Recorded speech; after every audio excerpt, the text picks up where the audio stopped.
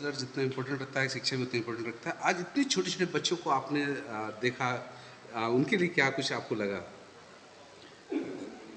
देखिए, मैं तो खुद ही बच्चों का प्रोग्राम, जबकि मैं इस स्कूल का प्राचार्य हूँ, बच्चों को ट्रेन किया है, लेकिन बच्चों ने जो परफॉर्मेंस दिया है वो उस ट्रेनिंग से आज बढ़ कर दिया है। होता क्या है कि जब बच्चे स्टेज पर आते हैं तो उनके अंदर जो इंटेलेक्ट है वो अपने आप स्वतः, उनकी आंखों को शायद आपने गौर किया हो, यदि दर्शक के रूप में आप उपस्थित हों तो कुछ करने की जिजीबिशा बलवती दिखती है। जो हमने सिखाया उससे वो बेहतर और बेहतरीन उसने परफॉर्मेंस दिया है और बेहतर दिखाना चाहता है।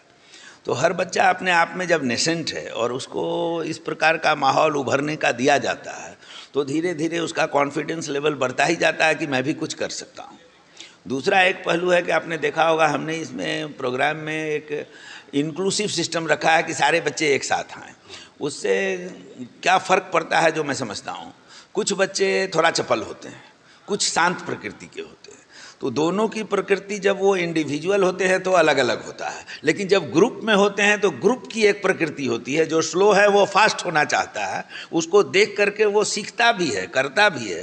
तो एक ग्रुप एक्टिविटी में इंडिविजुअल एक्टिविटी समाहित हो जाती है। तो हमने बहुत सारी कोशिश की कि धीरे धीरे प्रकारांतर से, ये एक प्रोग्राम था, एक माइलस्टोन कह सकते हैं, ये हमारा अंतिम पड़ाव नहीं है। हम लोग ऐसा ही कुछ कुछ प्रयास करते रहते हैं जिससे कि बच्चों में सर्वांगीण विकास हो। और ये मैं सबके लिए, आपके माध्यम से यदि मैं दर्शकों और श्रोताओं तक पहुंच पाता हूं तो थोड़ा अपना अनुभव साझा करना चाहता हूं कि यही अवस्था है जब हम बच्चों को सेप देते हैं, बाकी धीरे धीरे बच्चे परिपक्व होते चले जाते हैं।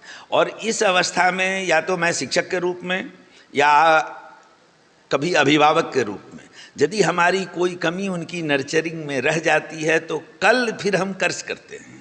दरअसल रोल हमारा, हर बच्चा नवजात उतनी ही पोटेंशियल एनर्जी लेकर जन्म लेता है जिस माहौल में उसकी परवरिश होती है, जैसा उसको वातावरण मिलता है। तो इस ध्येय को ध्यान में रख के मैं अपने कर्तव्य वहन की ओर हमेशा अग्रसर रहता हूँ। और आपने आज ये पूर्णाहुति नहीं थी, एक माइलस्टोन था जो हमने एक अध्याय पूरा किया है। सर, एक सवाल और है। आज एक स्कूल पुस्तिका का विमोचन भी किया गया, जी, क्या कुछ उसमें खास था? छोटे बच्चों का, बड़े लोग जब कुछ लिखते हैं तो उसमें दिमाग का भी प्रयोग होता है। छोटे बच्चे जब लिखते हैं तो उसमें दिमाग से ज़्यादा शोल होता है और सही लेखन में दोनों का सम्मिलन होता है।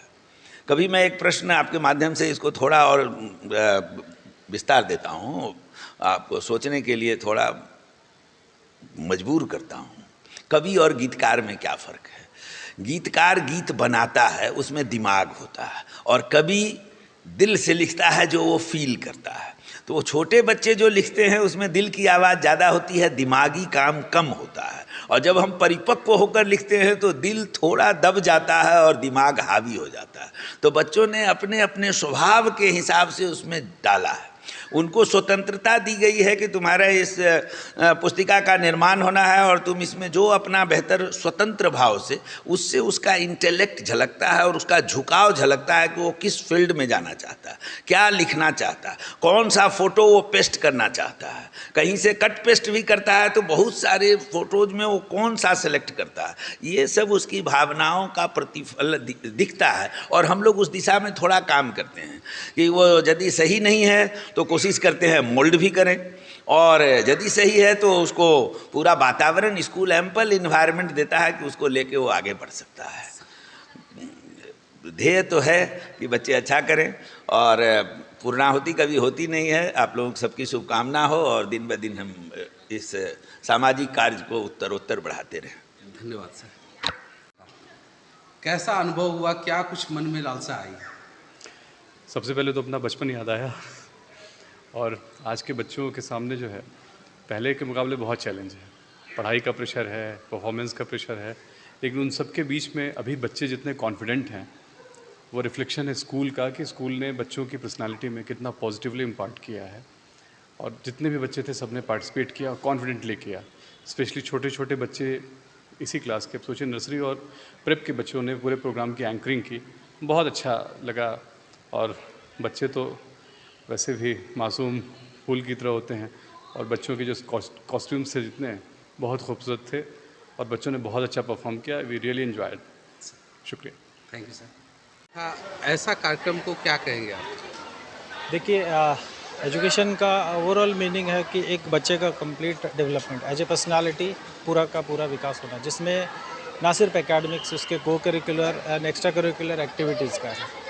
सो अगर मेरे प्राइमरी क्लास के बच्चे इस लेवल पे परफॉर्म कर रहे हैं, स्टेज पे कॉन्फिडेंट है, बोल्ड है, तो ऑब्वियसली उनका एकेडमिक्स भी बेहतर होगा।